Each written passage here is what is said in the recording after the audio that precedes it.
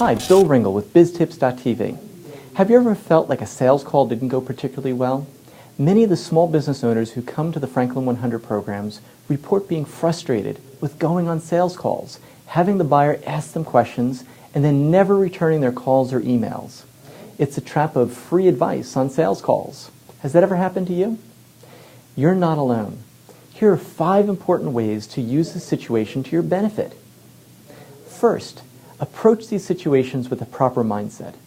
Above all else, you've got to see yourself as a peer with the buyer, whether she's the president of another small business or the president of a Fortune 100 company.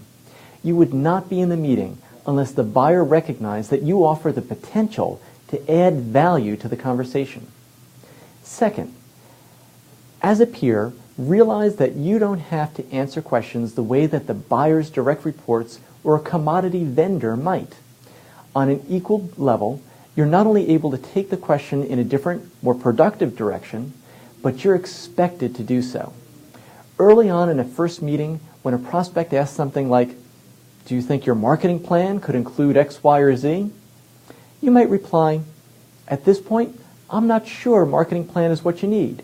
Would it be okay to ask a few more questions before we talk about a solution?"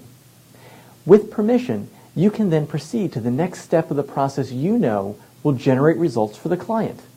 It's not just pushback for the sake of pushback, but adding value to the conversation based on your expertise. Number 3, answer what you would do rather than how you would do it. You can avoid feeling exploited in sales calls or used if you say, "We'd then configure the wireless router to reduce the dual checkpoints. You'd see a big increase in network speed."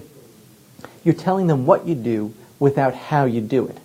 It's always helpful to reinforce the benefit of hiring you to perform the procedures that you're expert in. By doing so, you build trust, which brings us to point 4. In addition to building rapport and trust, when you answer a prospect's questions, you're building reliance on your service and expertise, which further builds the relationship and increases the likelihood of further projects. Once you're hired, you could use this free advice to stimulate other paid projects. And number 5, know the next step in your process. You obviously can't spend all day answering questions on a sales call. You need to be clear on what you need from the meeting in order to take the next step. In the business model I teach, you'd need to get key points of information to send a proposal as the next step following a prospect meeting. Having conversations with qualified prospects is something the president of a small to mid-sized company should be doing on a regular basis to build the business. Understanding and using these tools will help you take a stronger perspective on the process and gain more work. I'm Bill Ringle with BizTipz.tv.